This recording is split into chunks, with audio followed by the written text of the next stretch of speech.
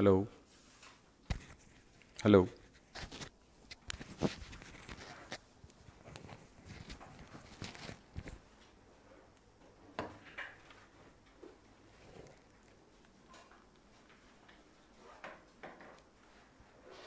चलिए class start करते हैं।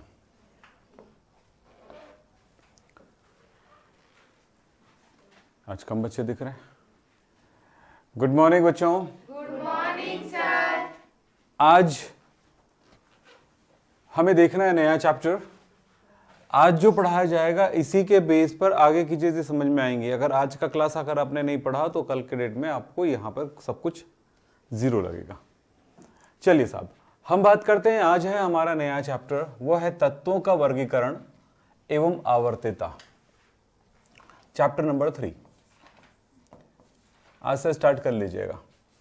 चैप्टर नंबर 3 स्टार्ट करेंगे अपने फेयर कॉपी में, तो आप 3-4 पेज छोड़ दीजिएगा।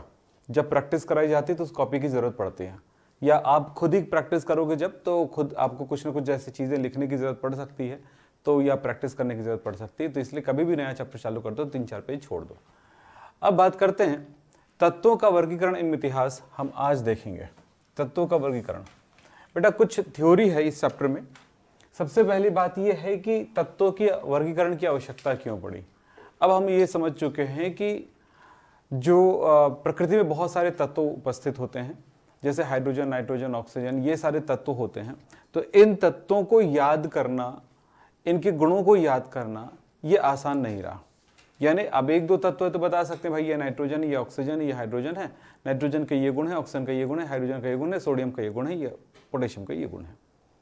लेकिन जब तत्वों की संख्या बहुत ज़्यादा बढ़ जाती है तो उनको याद रख पाने के लिए हमको कुछ तरीके का उपयोग करना पड़ता है, और उसके साथ एक तत्व का दूसरे तत्व के साथ गुणों में क्या समानता है और क्या असमानता है, उनके अंतर को भी जानना बहुत ज़रूरी हो जाता है। इसलिए तत्वों की वर्गीकरण की आवश्यकता पड़ती है। तो यहाँ पर हम उन्हीं बातों को थोड़ी सी थ्योरी में लिखे हैं। जब नए नए तत्वों की खोज हुई तो उनको याद रखने के लिए हमें ज़रूरत पड़ा, उनका वर्गीकरण करने की आवश्यकता पड़ी। तो इस तरह से हम वर्गीकरण करने पर आसानी से याद रखा जा सकता है, ये कारण हुआ। तो उनको गुणों में, अच्छा वर्गीकरण कैसे किया जाता है किसी पदार्थ का, आपने क्लास 7 में पढ़े थे इस चीज़ को कि किसी भी तत्व का वर्गीकरण करने की आवश्यकता, किसी चीज़ का वर्गीकरण करने की आवश्यकता इसलिए पड़ती है कि उनके अंतर और उनकी समानता का अध्ययन किया जा सके आराम से। ठीक है। दूसरी बात है कि उनको याद किया जा सके, साथ ही उनके गुणों के आधार पर उनके उपयोगों को भी याद रखा जा सकता है। चलिए ये सारी बातें आपके लिए हो गया। अब बात करते हैं कि आवर्त सारणी के विकास का इतिहास कैसा रहा। यानी कि आवर्त सारणी, यहां पर बोलेंगे तत्वों के वर्गीकरण का वर्गीकरण। अब देखो बेटा, जब तत्वों का वर्गीकरण किया गया तो फाइनली हमको आवर्त सारणी प्राप्त हुआ।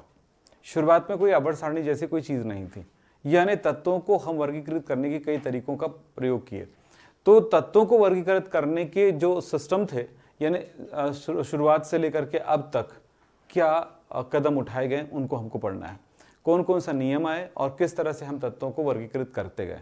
तो आवर्त सारणी जो आज के डेट में है, ये इस रूप में कैसे विकसित हुआ। जैसे हम सिंपल से बात कर सकते हैं, मोबाइल आज के डेट में है हमारे पास इस रूप में, जिस रूप में है। हमने इसके विकास के तरफ जाएंगे तो हमारे पास बहुत सारे और भी चीज़ें हैं जिनको जानना होगा। जैसे मोबाइल में हमको क्या मिलता है, मोबाइल में हमको मिलता है एक से दूसरे को कॉल कर सकते हैं, कनेक्ट हो सकते हैं। तो टेलीफोन के विकास की तरफ से अपन आएंगे, है ना, टेलीफोन कैसे विकसित हुआ। इसी तरह से दूसरी बात क्या हुई, फिल्में देखना। तो फिल्में देखने के लिए हमको टीवी का आया, तो टीवी भी इसी में आ गया। तो टीवी का भी इतिहास इसी में मोबाइल के भी इतिहास के साथ जुड़ेगा। गाने सुनने के लिए रेडियो का उपयोग करना, फिर रिकॉर्डर का उपयोग करना। तो सारी चीज़ों का, हर चीज़, चूंकि मोबाइल आपके लिए इतना ऐसा गैजेट बन गया है जो बहुत सारे चीज़ों को एक जगह ला के रख दिया है, तो उनके जो अलग स्पेसिफिक रूप से विकास हुआ है उनको हमको समझना पड़ेगा। वैसे ही पीरियड टेबल जो इस रूप में आया हुआ है वो भी कैसे विकसित हुआ, इनको जानना होगा। तो सबसे पहले देखिए, कुछ हमारे पास है डोबेराइनर का त्रिक नियम। इनके आधार, इन्होंने भी वर्गीकरण के लिए बहुत बड़ा सहयोग किया। तो शुरुआत कैसे हुई, डोबेराइनर का त्रिक नियम, न्यूलैंड का अष्टक नियम, लोथर मेयर की व्यवस्था और मेंडेलीव की आवर्त सारणी की तालिका, और उसके बाद आता है मोसले की आवर्त सारणी की तालिका, यानी आवर्त सारणी। बेटा अब आपकी स्पीड बढ़ जाएगा। अब जितना स्लो चल सकते थे चले, जितनी आप लोग आराम कर सकते थे करें, अब आराम नहीं कर सकते। और अगर आप आराम करने लगे तो लाइफ भर आप आराम ही करते रह जाओगे और आपको काम ही नहीं मिलेगा।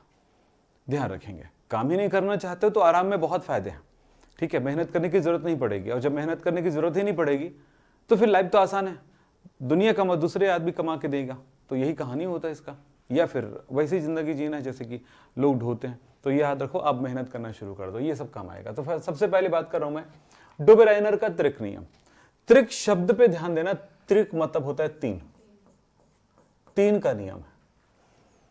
इस नियम में क्या कहा गया कि इस बात को थोड़ा ध्यान से सुनिएगा कि तत्व जो उस समय जो भी तत्व उसके उस समय मौजूद था, ऊपर से हमने खोज निकाला था, उन तत्वों को कम परमाणु भार से लेकर के अधिक परमाणु भार की ओर बढ़ते हुए क्रम में हमने जमा दिया। यानी कम परमाणु भार वाले को पहले लिखे, फिर उसके बाद अधिक वाले को, फिर उसके बाद अधिक वाले को लिखते गए, हम एक लाइन से रख दिए।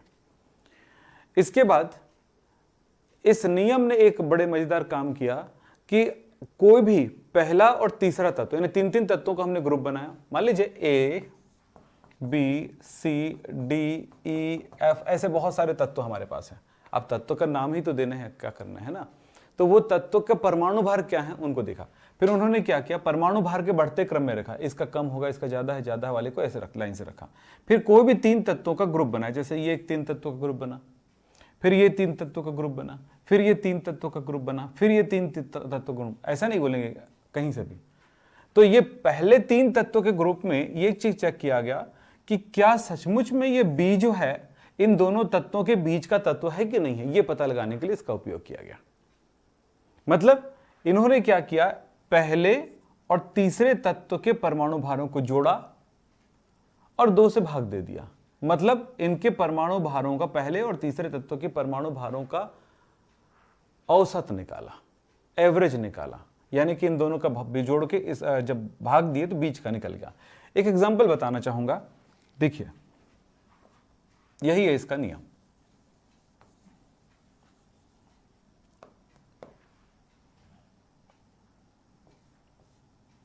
कार्बन, नाइट्रोजन, ऑक्सीजन, लाइन से मैं एक बार दिखा रहा हूं। कार्बन का परमाणु भार 12 है, इसका 14 है, इसका 16 है। अब इन्होंने तीन तत्वों का मान लेते हैं ग्रुप बना लिया। तो हमने ये देख रहे हैं कार्बन के बाद नाइट्रोजन आता है, नाइट्रोजन के बाद ऑक्सीजन, नाइट्रोजन के बाद ऑक्सीजन आते हैं। क्या सचमुच में नाइट्रोजन को इस जगह पे आना चाहिए? इस बात का पता चल जाएगा, हम इस जगह पे देखते हैं। कार्बन का परमाणु भार 12 है, तो औसत क्या निकलेगा जरा देखिए। तो औसत निकलना चाहिए, ये वाला निकलना चाहिए, 14 आना चाहिए। चलो करके देखते हैं। 12 धन 16 बटा 2 यानी कि 28 बटा 2 यानी कि 14 आया ना।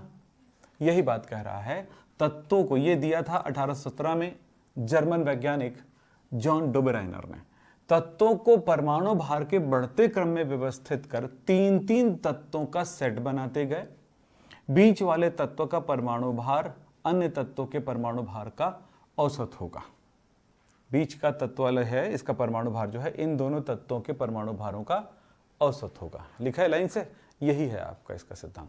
कुछ एग्जांपल और भी दे दिया है, देखिए यहाँ पर।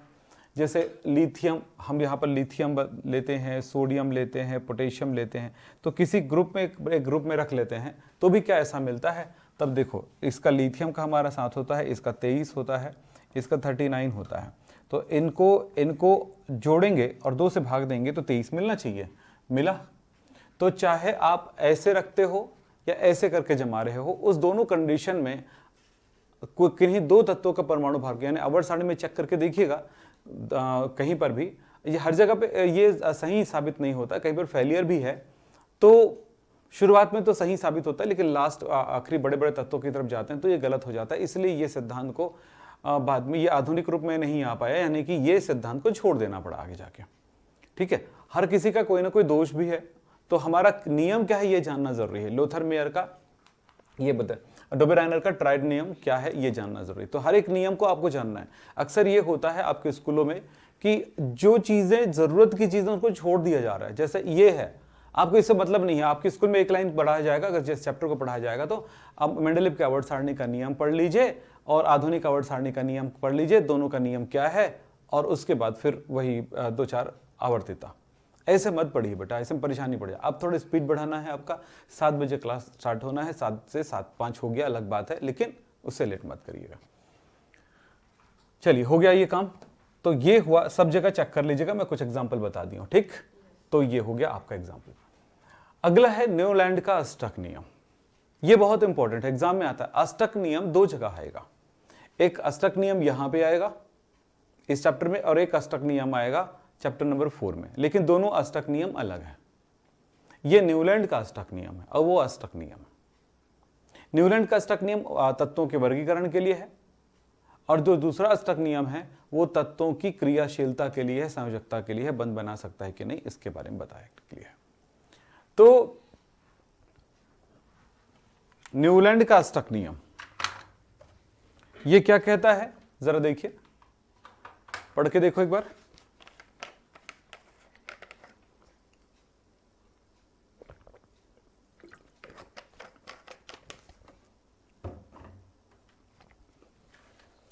यहां पर कहा है मैंने कि तत्वों को परमाणु भार के बढ़ते हुए क्रम में अरेंज कर, जैसे उसने भी किया था, लेकिन यह पता लगाने की कोशिश किया कि भाई हम अरेंज तो कर रहे हैं, लेकिन उस नियम में क्या फायदा हुआ कि अगर अरेंज कर रहे हैं उसके बाद अगर दोनों तत्वों का परमाणु भार को जोड़ करके हम पता लगाते हैं कि उसके जोड़ने के बाद आधा यानी कि औसत आता है कि नहीं, तो औसत अगर वही एग्जैक्ट जो तत्व बीच वाला है वही ना आकर के कोई दूसरा आ जाए, तो ये समझ में आता है कि भाई ये इन तत्वों के बीच में भी कोई दूसरा तत्व है, ये साबित होता है वहां पे। लेकिन इस तरह से वो पता चल गया, शुरुआत ये हुई। अब ये तो कहता है कि अगर तत्वों को परमाणु भार के बढ़ते हुए क्रम में अरेंज कर दूं मैं, तो ऐसा देखने को मिलता है कि उनके गुण जो होते हैं ना, एक निश्चित क्रम चलने के बाद वापस वो गुण मिलते हैं, यानी 8वां तत्व का गुण जो है उस पहले तत्व के गुण से मिलता है, कुछ ऐसा सोचिए आप, इसको सोचिए आप। तत्व है ए बी सी डी, भाई जिस जमाने में शुरुआत हुई उस जमाने में ABCD ही था, क्या पता वो तत्व के बारे में हमको जब तक अरेंज नहीं किए हैं तब तक तो पता ही नहीं चलेगा ना। तो एक अनजान तत्व है, हमारे तत्व के बारे में जानकारी है परंतु उससे परमाणु भार पता है, तो हमने एक तरह सोचे ABCD EFGHIJKLMNOP मान लेते ये कुछ तत्व है। इन्होंने क्या कहा, जरा ध्यान समझिएगा। इन्होंने कहा है कि तत्वों को परमाणु भार के बढ़ते हुए क्रम में रखते हैं। तो हम देखते हैं कि अगला 8वां तत्व जो है वो पहले तत्व के साथ गुणों में समानता रखती है। 1 2 3 4 5 6 7 8, ये जो 8वां तत्व है ना पहले तत्व से गुणों में समानता रखती है। HIJKLMN, मतलब समझ में आया। जब ये इसके साथ ये इनके साथ समानता रख रहा है गुणों में, तो ये अगले वाले का कौन होगा, अगला ये इसका 8वां होगा, इसका 8वां तो ये हुआ ना, और इसका 8वां ये हुआ। अब उसके बाद फिर इसके बाद 8वां कौन होगा, इसके बाद का 8वां कौन होगा, L MN O P Q R S T U, समझ में आई। तो ये कहलाता है इसका, यही है, यही ये जो शुरुआत हुई थी ना बेटा, यही जाकर के आगे जाकर के मेंडलीव के आवर्त सारणी के नियम का एक आधार बना। देखो क्या हुआ, यदि तत्वों को उनके बढ़ते हुए परमाणु भार के क्रम में व्यवस्थित कर दिया जाए तो हर 8वां तत्व पहले तत्व के गुणों से, हर 8वां तत्व, हर एक तत्व के अगला 8वां तत्व अपने पहले तत्व के गुणों में समानता रखता है। जैसा कि संगीत के 8वें तत्व पहले स्वर से 8वां स्वर पहले स्वर से समानता रखता है। सा रे गा मा पा धा नी सा, आ गया, ये 8वां है जो सा है, सा से स्टार्ट किया था, सा नी धा पा मा गा रे सा, उल्टा आया। तो क्या हुआ, सारे गा मा पा धा नी सा जो स्वर है संगीत के, ये सारों जो स्वर है वो हर एक का अगले का वो क्या हो जाता है, 8वां तत्व पहले तत्व का क्या रखता है, समानता रखता है। तो यही लाइन इसने लास्ट में एक लाइन लिख दिया उसने अपने में, जिस प्रकार से संगीत में 8वां स्वर पुनः दोहराया जाता है। ठीक, नियम हो गया, संगीत का नियम के जैसा हो गया। और इसी तरह से ये पीरियड टेबल का निर्माण हुआ, और ये निर्माण इस तरह से उन्होंने निर्माण किया। ये सब ABCD लिखना नहीं है आपको, आपको समझाने के लिए हमें बहुत सारे प्रपंच करने पड़ते हैं, है ना, ताकि उस बात को समझें।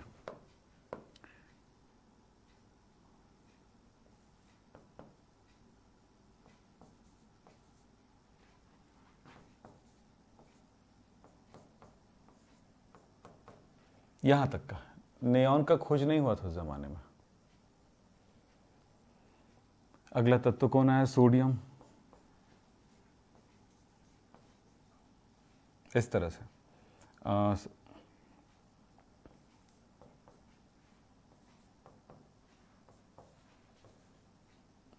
सल्फर, क्लोरीन,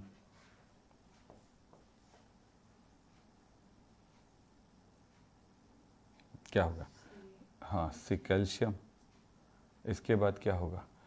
बालगय इंडिया, थाईलैंड है ना, इसमें GE, फास्फोरस, नाना पापा, असलम, आर्सेनिक, सेलेनियम, ब्रोमीन। तो ये इस तरह से एक तरह से इनको तत्वों को, लेकिन ये शुरुआत में तो सही था, बीच में जब अंदर नीचे गए तो और भी तत्वों के आने की वजह से ये जो गुण था एकदम एग्जैक्ट नहीं मिला 8 में, क्योंकि हर 8 के बाद गुणों में समानता तो होती है, लेकिन आगे जाकर के 18 तत्वों में गुणों में समानता आई, फिर आगे जाकर के 32 तत्वों में कौन समानता आई। यार नियम कहीं ना कहीं गड़बड़ है, ये पता चलता है। चलते हैं फिलहाल, ये हो गया, पढ़ लीजिएगा, आपके पढ़ने के लिए बहुत सारी चीज देता हूं मैं। लूथर मेयर की व्यवस्था, ये एक अलग और आया हमारे पास सिद्धांत। लूथर मेयर की व्यवस्था क्या कहता है? लूथर मेयर जर्मन साइंटिस्ट रहे हैं। कभी इंडियन नाम नहीं सुनते होगे ना, बड़ा बुरा लगता होगा, है ना। वो जब सुन लेते हो तो बहुत हवा भी हो जाता है, जैसे रमन प्रभाव। इंडिया में साइंटिस्ट पैदा ही नहीं हुए आज तक, न कभी होंगे, अभी बहुत टाइम लगेगा। बोले सर कैसे, आप कैसे एकदम उंगली उठा देते हो, इतने सारे लोग हैं। ये सिर्फ हमारा घमंड है, जो जिनका नाम सुनते हो ना, ये सिर्फ हमारा घमंड है, समझ रहे हो। हमारी परिस्थितियां ऐसी, हमारे यहाँ के लोग ऐसे, हमारे माहौल ऐसे हैं कि हम नहीं पैदा हो सकते हैं, साइंटिस्ट नहीं बन सकते। रीजन, साइंटिस्ट तो वो भी लड़का है, एक जोशी नाम का लड़का, महन जोशी, वो भी मेरे यहाँ से निकलने वाले बहुत सारे बच्चे साइंटिस्ट बन गए। वो साइंटिस्ट जिसको हम कहते हैं जो एक नया खोज पैदा करे, उसको भी साइंटिस्ट कहते हैं, जो रिसर्च काम में योगदान देते हैं दूसरे वैज्ञानिक के थ्रू। अब बोले सर CV रमन हमारा है, जगदीश चंद्र बासु है, नाम दे देना आसान होता है। नोबेल प्राइज भी हमारे किसी इंडियन को नहीं मिला आज तक। सर मिला है, मैं नाम बता सकता हूँ। जिनका भी नाम आप बताओगे वो सारे लोग इंडिया में कभी नहीं रहे हैं, इंडिया से बाहर ही रहे हैं, वहीं जाके पढ़े, बचपना वहीं निकला, जवानी भी वहीं निकली, वहीं तरक्की किया। जब उनको मिल गया ना, तब इंडिया वाले बोले कि तो हमारा मुल्क है, इंडियन मुल्क के लोग हैं। अभी राष्ट्रपति के लिए अमेरिका में एक लड़की, सुनीता क्या शायद नाम है उसका, अनीता या सुनीता है, वो अभी उसके लिए अभी वहां कर रही है, कैंपेनिंग कर रही है, ठीक है। प्रधानमंत्री भी बने भाई विदेश में, लेकिन वो इंडियन नहीं है। इंडियन उसी को कहा जाता है जो इंडिया में पैदा हुआ, इंडिया में पढ़ा, इंडिया में आगे बढ़ा, इंडिया लोग उसको सपोर्ट किया। समझ रहे हो कि नहीं समझ रहे हो? समझते हो ना बात। अभी एक वो रेसलर लड़की थी, कौन, क्या नाम है उसका, फोगाट, क्या नाम है उसका, हाँ विनेश फोगाट, ठीक है। उसके लिए दूसरे देश होता ना तो पूरा देश लड़ जाता, कभी हमारे यहाँ के नेता नहीं लड़े उसके लिए। समझ रहे हो ना, कुछ बात समझ रहे हो। छोटी सी बात थी वो, बहुत बड़ा प्रॉब्लम नहीं था वो, लेकिन उस कंडीशन में सारी चीज़ों को लेना पड़ता है बेटा। अब वो हम सारी गलतियाँ उन्हीं को बढ़ा देते हैं। मेरी बात समझ रहे हो ना। तो इसलिए ध्यान रखो, आप लोगों को अगर कुछ करना है लाइफ में तो अपने दम खम लगाने पड़ेंगे, किसी के मुंह ताकेंगे तो नहीं होगा। बार बार बोलता हूँ ये बात। तो ये याद रखना कि इंडियन कोई साइंटिस्ट नहीं, हाँ इंडियन नाम वाले लोग हैं, क्योंकि इंडियन उस इंडियन के बाप दादा भले इंडिया में रहे हों जमाने में, ठीक है, लेकिन वो तो चले गए ना। अब मैं आपको बोलूंगा कहाँ से हो आप, तो बोले छत्तीसगढ़ से, चाहे तुम उड़ीसा से हो, चाहे बिहार से हो, चाहे यूपी से हो, जहाँ से। अभी तो छत्तीसगढ़ में बैठे हो ना आप लोग, बोलो तो छत्तीसगढ़ के हो। जो यूपी में बैठा है यूपी का है, वो कहीं से भी आया, उससे क्या फर्क पड़ता है, ठीक। तो हमेशा याद रखना, मूल आप वहीं जहां रहेंगे वहीं का सीखेंगे, वहीं की आदतें पढ़ेंगे, वहीं की हर चीज रहेगा। जैसे आप देखो, बिहारी लोग अपनी तरह से बोलते हैं, यूपी वाले अपनी तरह से बोलते हैं, छत्तीसगढ़ के लोग अपनी तरह से बोलते हैं ना, खाते भी थे वैसे हैं। तो आदतें जैसे रहेंगी ना वैसा रहेगा, चेंज नहीं होगा। इसलिए ध्यान रखो, मैं यहाँ पर कुछ बातें बता रहा हूँ, ध्यान से सुनिएगा। ये है लोथर मेयर। लोथर मेयर की व्यवस्था में क्या ध्यान रखेगा, मैंने इसलिए बोला वैज्ञानिक का नाम आते ही आपको लगता है हर बार अजीब अजीब नाम आता है। तो अजीब नाम इसलिए है कि राकेश तो नहीं आएगा, राजीव प्रसाद तो नहीं आएगा, रामनाथ भी नहीं आएगा, बिसौहा राम भी नहीं आएगा, है ना, चंदू वर्मा भी नहीं आएगा, कोई भी नहीं आएगा ना। तो कभी ऐसा नहीं, तो आपको मन करता है तो लिख दो, ले लो, हो गया। किसने किया था? चंदू वर्मा ने इसकी खोज किया था। अब अजीब लगा? नहीं लगा, क्योंकि उसने किया ही नहीं ये काम, तो अजीब लगा। मेरा ही नाम लिख देना, विक्रम सर ने, अजीब लगेगा क्योंकि उसने नहीं किया। हाँ, जो मैं करूंगा, अब उस जगह पे लोथर मेयर लिखा रहे तो अजीब लगेगा। ठीक है, अब समझ में आई बातें? हाँ, चलिए साहब, चलो ठीक है। तत्वों को उनके परमाणु भार के बढ़ते क्रम में अगर व्यवस्थित करें, यहां भी वैसे करें, तीनों जगह वैसे ही किए थे, याद रखेंगे, तब परमाणु आयतन का एक ग्राफ प्राप्त होता है। परमाणु आयतन, ये परमाणु आयतन क्या होता है जरा समझें। हम तत्व का घनत्व को परमाणु घनत्व मान सकते हैं, परमाणु घनत्व। तो आप देखिए वो घनत्व बराबर क्या होता है, घनत्व बराबर क्या होता है? द्रव्यमान बटा आयतन होता है। तब आयतन बराबर क्या होगा? आयतन बराबर होगा द्रव्यमान बटा घनत्व, होगा ना। चलो ये लिख देता हूं। तो किसी तत्व का परमाणु आयतन क्या होगा? उस तत्व का परमाणु भार बटा उसका घनत्व। परमाणु भार बटा घनत्व को हम क्या कहेंगे? तत्व का परमाणु आयतन। तो परमाणु आयतन वही है, वही फॉर्मूला है, कोई अलग फॉर्मूला तो नहीं। तो पर हर एक तत्व का उन्होंने क्या निकाला? परमाणु भार।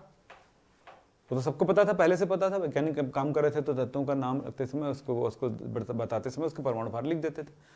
परमाणु भार, अब उस तत्व का घनत्व उसने निकाला और घनत्व के साथ भाग दे दिया, तो जो वैल्यू प्राप्त हुई वो परमाणु आयतन है।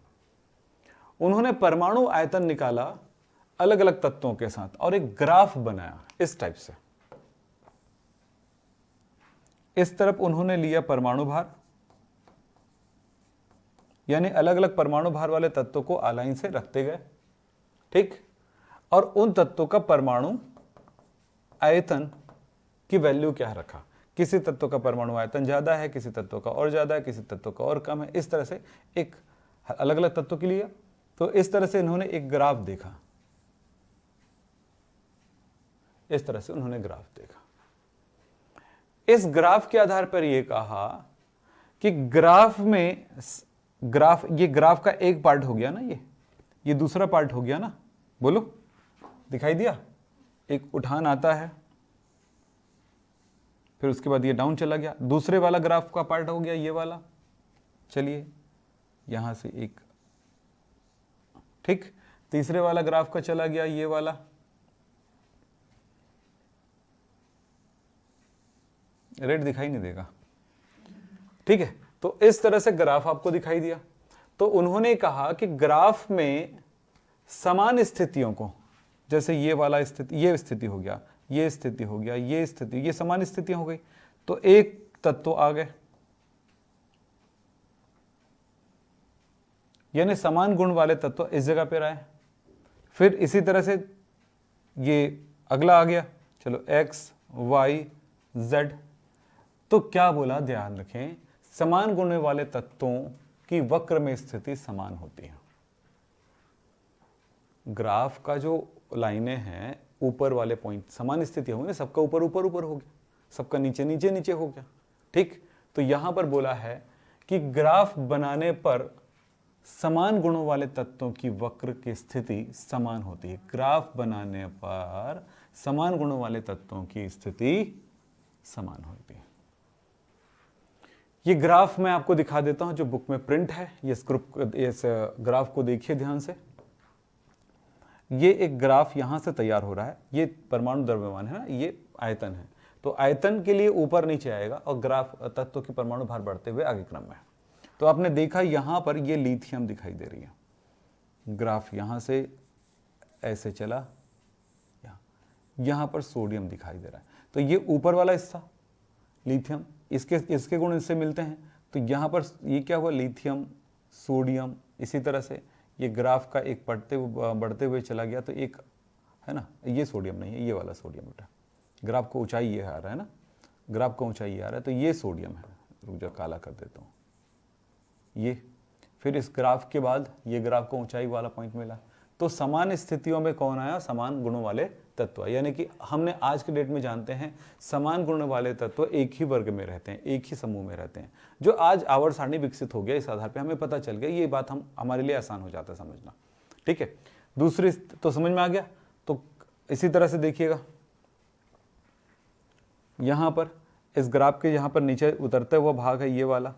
इस जगह पे कौन आया, बेरिलियम आया। तो इसी तरह से इस ग्राफ के उतरते हुए भाग में कौन आएगा, ये देखो मैग्नीशियम आया। फिर ये ग्राफ को उतरते हुए कैल्शियम आया। ठीक है, तो ये ग्राफ का समान स्थिति हुआ। तो ये आपने देखा कि हर सबसे ऊंचाई वाली जगह पे कौन है, प्रथम वर्ग के तत्व हैं। आपको याद है ना, लीना के काना मांगे आलजन। ठीक है ना सर, है लीना के रबड़ी से फ्रूट निकला। ठीक है लीना के रबड़ी से फ्रूट निकला। क्लियर है, चलिए आगे समझ में आया। तो ये ग्राफ है, तो ग्राफ को पढ़ लीजिएगा। अब आता है वो जो आपके एग्जाम में आते हैं और वही जो आपके टीचर पढ़ाते हैं, बाकी सब छोड़ देते हैं। और ये सब बाकी कब असर पड़ता है, जब एग्जाम को और ज़्यादा डीपली लेते हो तब। अभी तो ये वो वाला अभी एग्जाम में नहीं आएगा, मैं आपको 100% श्योर कह दूँ। आपके स्कूल का टीचर कभी नाम तक नहीं लेंगे सबका। लेकिन अगर ले लिया तो मेरे को मत बोलना विक्रम सर आपने नहीं पढ़ाया, मैंने पढ़ा दिया। और हाँ, उसके बाद जब आगे के वो थपेड़े पड़ते हैं ना पढ़ाई में, गहराई का, जैसे मान लीजिए कल के डेट में आप टीचर ही बन गए, कुछ नहीं बने तो कम से कम टीचर ही बन गया। टीचर सबसे वो होता है, गया गुजरा इंसान होता है ना, जिसकी कोई औकात नहीं होती है। ठीक है, वो बन गए, जैसे मेरी कोई औकात नहीं है, तो ऐसा कुछ बन गया तो फिर कोई बात ही नहीं है। ठीक है, और उस टाइम अगर आपको ये सब नहीं मता, ये सब के बारे में नहीं जानते हो, तो क्या रट्टा मार मार के भी आओगे तो भी अच्छा नहीं पढ़ा सकते, क्योंकि रट्टा मारा हुआ इंसान अच्छा नहीं पढ़ाता है कभी भी, ध्यान रखिएगा। हाँ, अब आगे चलता हूं,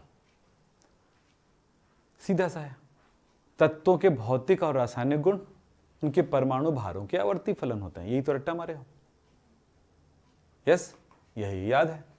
हाँ, तत्वों की ये याद करना है आपको। तत्वों के भौतिक एवं रासायनिक गुण, उनके परमाणु भारों के आवर्ती फलन होते हैं। याद है कि नहीं है? परमाणु भारों के आवर्ती फलन होते हैं। कौन सी चीज परमाणु भारों के, ये मेन कहानी तो ये है, परमाणु भारों के आवर्ती फलन। आवर्ती फलन का क्या मतलब हुआ, इसका मतलब आपको यहीं पर लिख के दे दिया मैं, ध्यान सुनिएगा।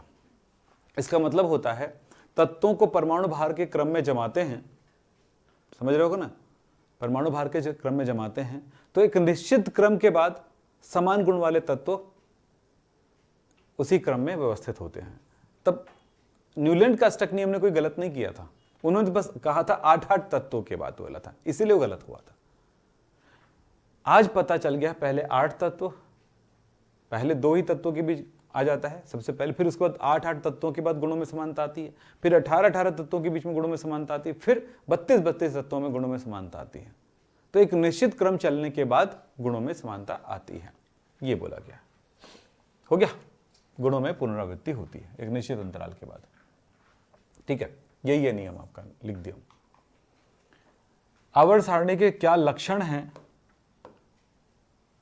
ये आप जानिएगा, थोड़ा समझना ये आवर्त सारणी कैसे बना हुआ है। मैं समय बचाने के लिए मैंने थोड़ा सा आपके लिए कंटेंट्स लेके आया है, और नहीं तो फिर एक एक चीज़ लिख के आपको सिखाऊंगा तो टाइम लग जाएगा, वो 3-3 दिन जाएगा, जो मैं आप एक दिन में ख़त्म करूंगा, बता देता हूँ आपको, क्योंकि यहाँ पर मुझे रुकने की ज़रूरत नहीं है। ठीक है, आपके पढ़ने की आवश्यकता है। तो सबसे पहली बात है कि इस आवर्त सारणी को अगर आप देखेंगे तो यहाँ पर आपको मिलेगा आवर्त सारणी में 9 स्तंभ हैं। पहले केवल 8 थे, 8 खड़े कॉलम थे।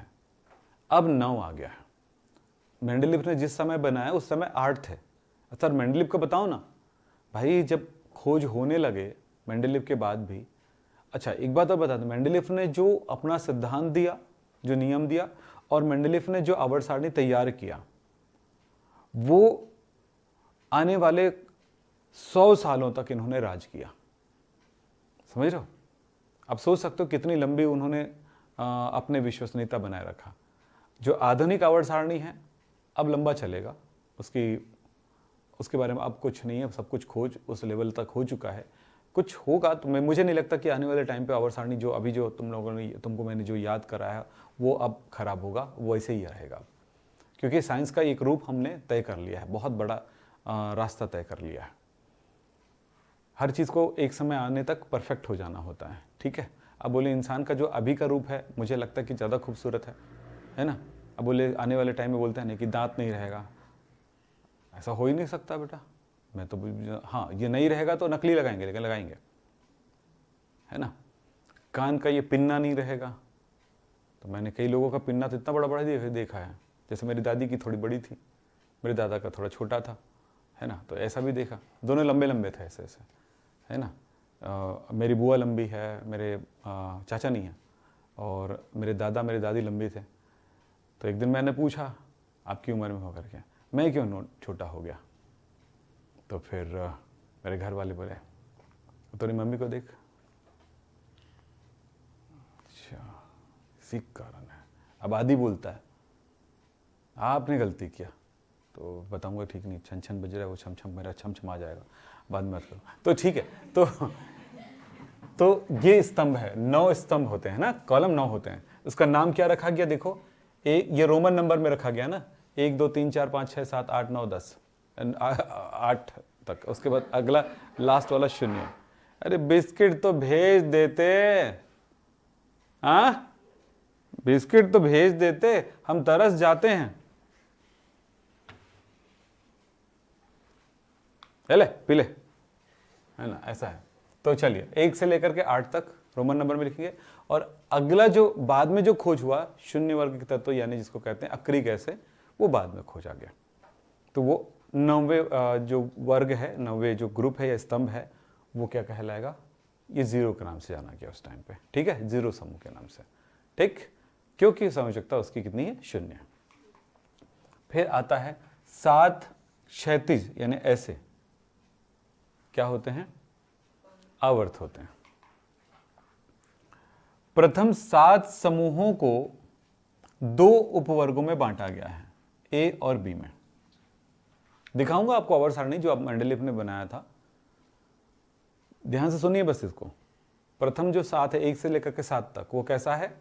डबल है, ए बी 1 है और ए बी है।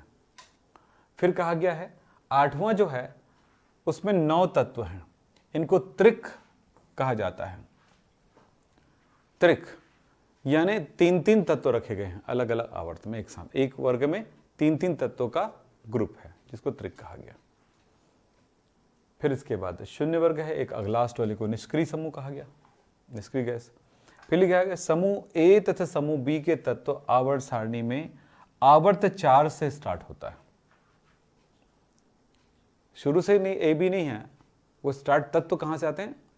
आवर्त 4 से आते हैं। चलिए, ये बात आप पहले भी जानते हो। देखो ये है मेंडलीव का आवर्त सारणी, ठीक है। 1 2 3 4 5 6 7 8, ये है वर्ग। हर एक वर्ग 2 भागों में बटा हुआ है, ए वर्ग 1A 1B, ठीक। इस तरह से कहां तक है? पहला, दूसरा, तीसरा, चौथा, 5वां, 6वां, 7वां तक का।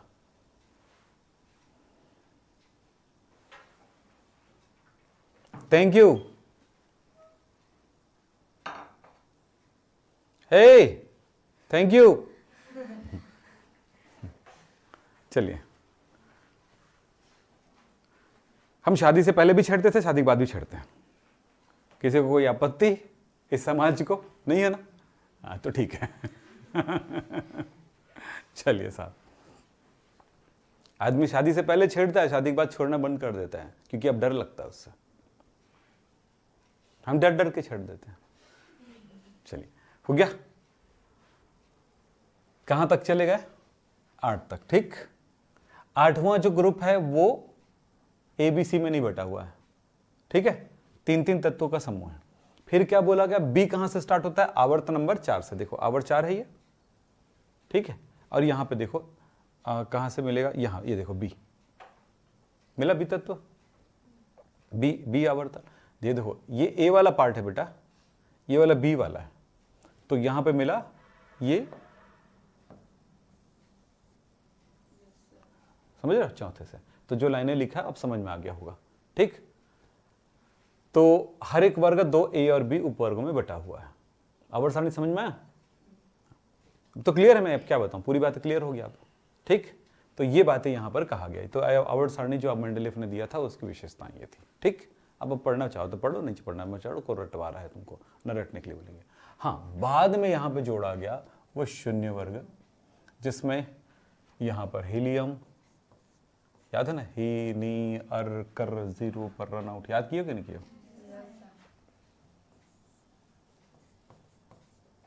इसमें बी भी नहीं है ना,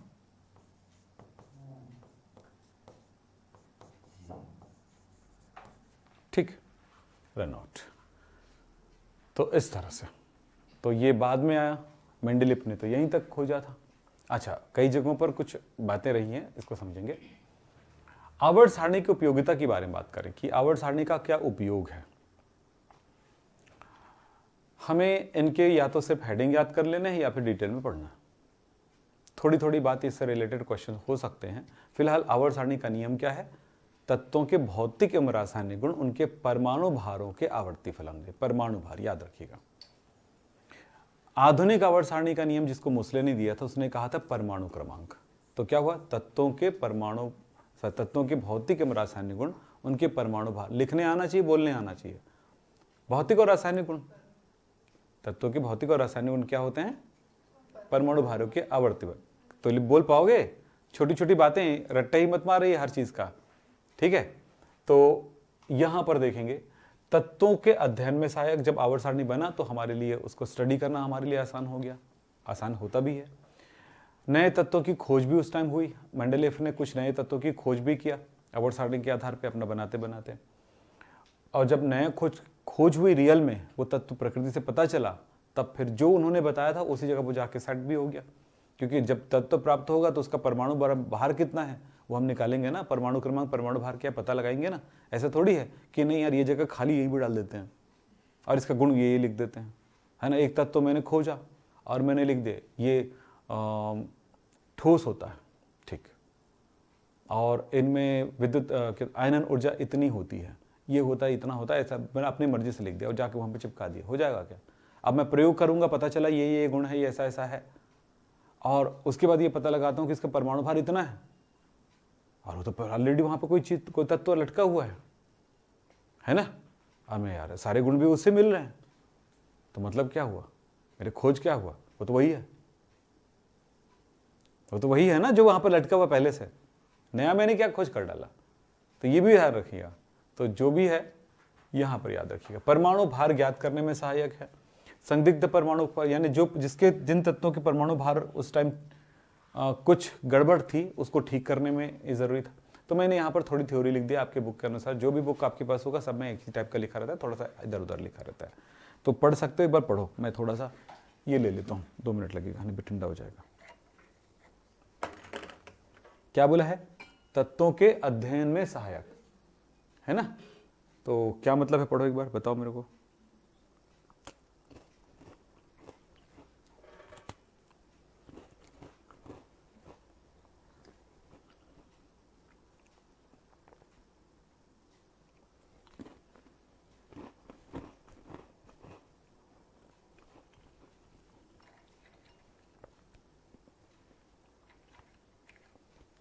क्लियर है?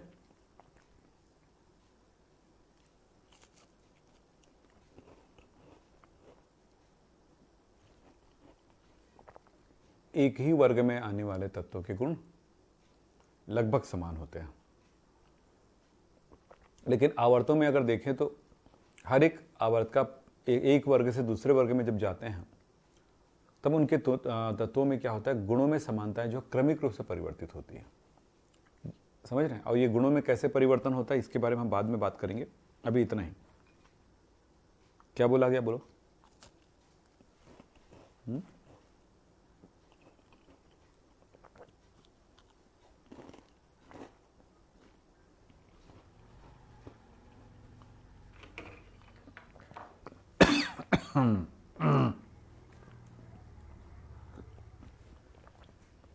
हैप्पी जन्माष्टमी। जिसका बर्थडे है उसको बोलूँ ना, हमारा थोड़ी है।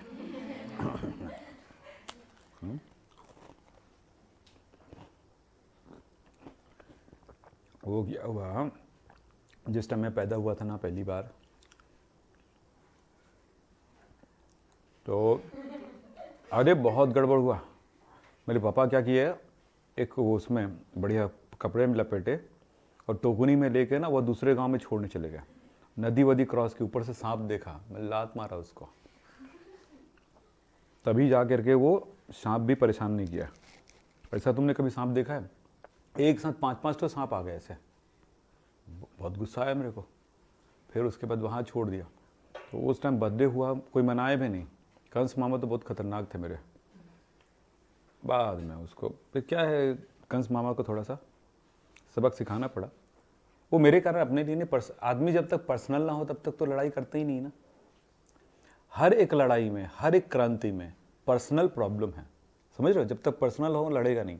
जैसे तुम चिल्लाए बचाओ भैया बचाओ भैया, छोड़ ना, कौन मेरी बहन है, निकल लेगा, खिसक लेगा।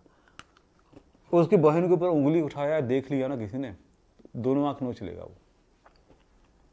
पर्सनल पे प्रॉब्लम है, समझ रहे हो कि नहीं समझ रहे हो? वो मेरे साथ भी पर्सनल था। मेरी मम्मी पापा को दोनों को कैद में डाल दिए थे, और ऊपर से मेरे को यशोदा मैम के यहाँ भेज दी थी। तो मम्मी मम्मी बोलता था मैं, पर फायदा भी हुआ, वहाँ सीता मिली। राधा राधा, वो दूसरे जन्म की बात है, मैं सीता याद आ गया था, वो दूसरे जन्म की बात है। वही जो राधा थी, वो दूसरे जन्म में मिली ना, वो राधा ही थी। कितना ही नाम याद रखूंगा बच्चा, है ना? हर बार गड़बड़। अभी योग्यता नाम से आई है। हर जन्म में बहुत सारी प्रॉब्लम्स है मेरे, एक से एक। तो वो राधा मिली। राधा पगली थी एकदम, एक नंबर की। मैं जिधर से गुजरता था ना, कहाँ जा रहे हो, मैं भी चलूं? अब एकदम बिलवा बिरबिट करिया, है ना, एकदम मस्त चिकना बिलवा, सुंदर सा, है ना। जो भी देखता था ना, बस चुम्मा चाटी, प्यार करो। बड़ा गुस्सा आता था मेरे को। ओ गोपियां उठा के ले आती थी, वो 20-20 साल की, 25 साल की, 30 साल की। मैं 3 साल का बच्चा, 2 साल का बच्चा। कितने बार तड़मली हो जाए। तो क्या बताऊं बच्चा। एक दिन मैं बढ़िया मक्खन वक्खन चोरी करके आ रहा था वो गांव वाली गोपी के घर से, है ना। और उस टाइम कुछ नहीं बोली, है ना, पीछे पीछे आ रही है, टुपुक टुपुक टुपुक टुपुक। और जैसे घर में पहुंचा, हाय रे मेरा मक्खन चोरी हो गया। मेरा दिमाग खराब हो गया मालूम।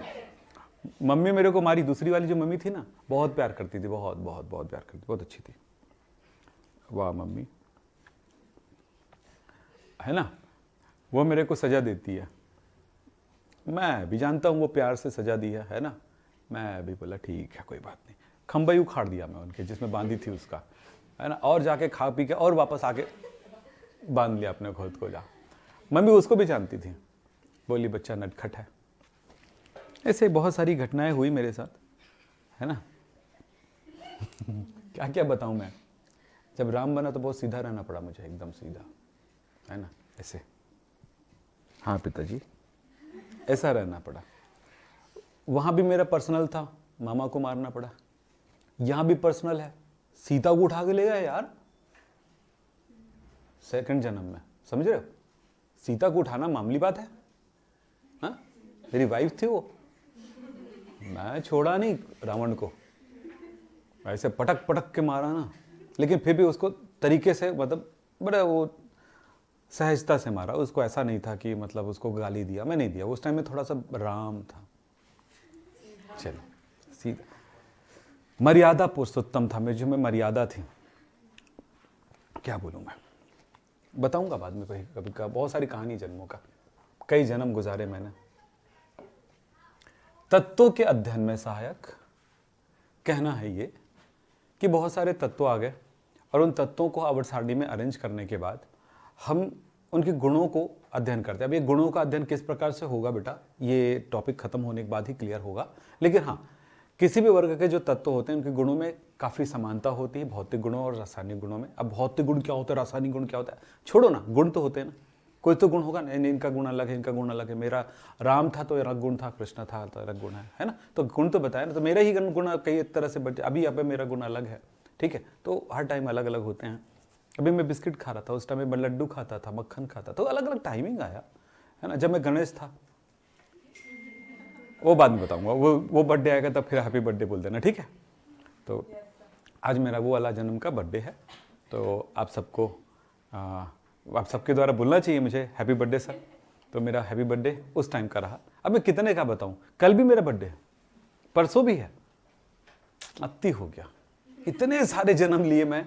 हाँ चलो, हो गया मजाक। तो क्या समझ में आई, यहां पर थोड़ा बात करने हैं बेटा, बोलना है दिमाग के, मतलब अगर आप में बात करने की क्षमता डेवलप होता है, बिहारियों को देखिए, वो शुरू करते हैं तो खत्म का पता ही नहीं चलता है, बीच में काटना पड़ता है। हाँ तो ऐसे काटना पड़ता है ना। यूपी वाला थोड़ा कम बोलते हैं, छत्तीसगढ़ वाला बोलते च नहीं है, है ना। जब जरूरत पड़ती तो बोलते नहीं, जब जरूरत नहीं रहती तो बोलते बहुत सारा। का खाएस, ये कोई बोलना है, का पिएस बोलना है, ये बोलना नहीं है। बोलने के लिए और भी बहुत सारी चीजें है ना। फोन में ऐसे बातें, हेलो मम्मी, हेलो, अरे कुछ तो बोलो। चलिए साहब, पता चला, ये मैं कुछ लाइनें दे रहा हूं, कुछ टॉपिक दे रहा हूं, पूरा याद, इसको मैं पढ़ाऊंगा नहीं, मैं बता देता हूं फटाफट। तो तत्वों को वर्गीकृत किया गया तो इससे अध्ययन करने में आसान हो जाता है। तो क्या होता है, हर एक वर्ग के तत्वों के गुण समान होते हैं, आवर्तों में चलेंगे तो उसका गुण में धीरे धीरे परिवर्तन आता है। फिर आगे बात करता हूं, नए तत्वों की खोज में सहायक।